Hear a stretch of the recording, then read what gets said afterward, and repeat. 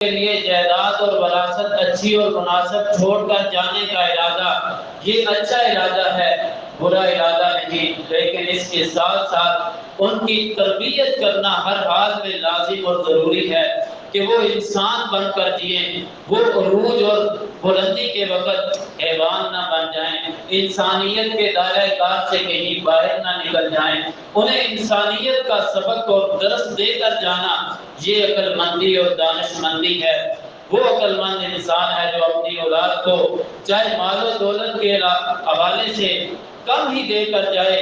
بعض دفعہ ایسے بھی ہوتا ہے جس طرح انبیاء کرام علیہ السلام اپنی اولادوں کے لیے جائیداد اور ورثہ وراثت چھوڑ کے نہیں جاتے۔ ان کی وراثت کیا ہے؟ ان کی وراثت علم ہے۔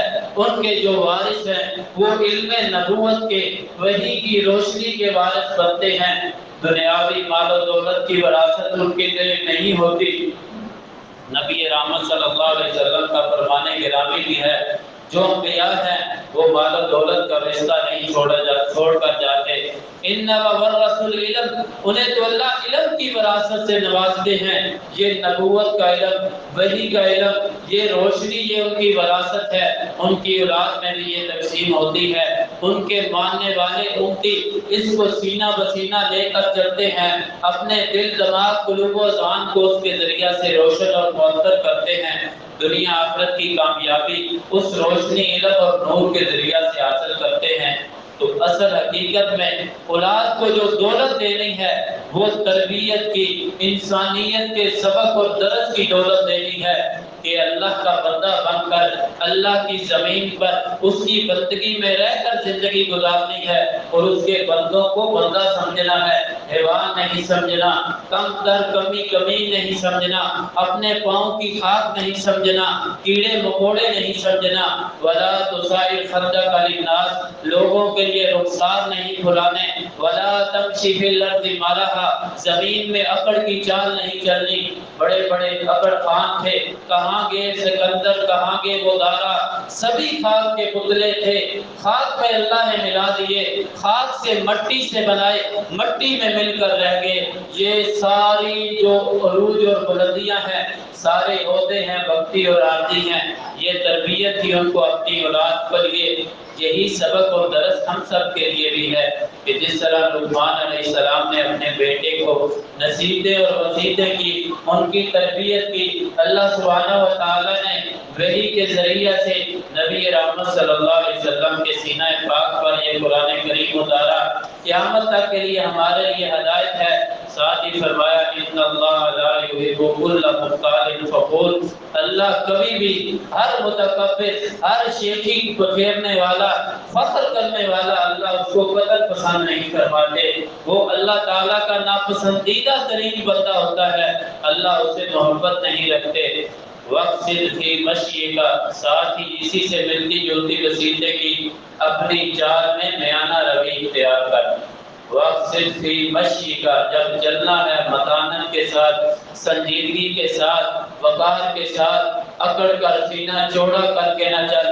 کوئی بھروسہ نہیں، اس سینے میں لگی ہوئی مشینری جو ہر وقت دھڑکتی ہے، ہر لمحہ پر اس کی دھڑکن اللہ بند کر دے، تو وہی دورے کا دورہ ہو کر رہ جائے، تیری یہ ساری اکڑ غرور خاک میں مل کر رہ جائے۔ آنن فانن، پل بھر، ایک گھڑی اور ایک لمحہ نہیں لگتا، ایمبولینس دور ہو جاتی ہے، ہاسپٹل دور ہو جاتے ہیں، وینٹیلیٹر بھی وہاں جواب دے جاتے ہیں، دنیا کی بڑی بڑی ترقی یافتہ دور کی مشینیں فیل ہو جاتی ہیں، سب سے بڑے ڈاکٹر حضرات جو سرجن ہوں، اسپیشلسٹ ہوں، جو مرضی ہوں، جتنے بڑے عہدے پر ہوں، ایک پل بھر، ایک سیکنڈ، ایک لمحہ زندگی کا، سانسوں کا خریدا نہیں جا سکتا۔ جب اللہ کی طرف سے پیغام آ جاتا ہے، پل بھر کی خبر نہیں ہوتی، ایک گھڑی بھر، سیکنڈ بھر آنکھ جھپکنے کے برابر بھی پوری دنیا کا مال و دولت لگا دیا جائے،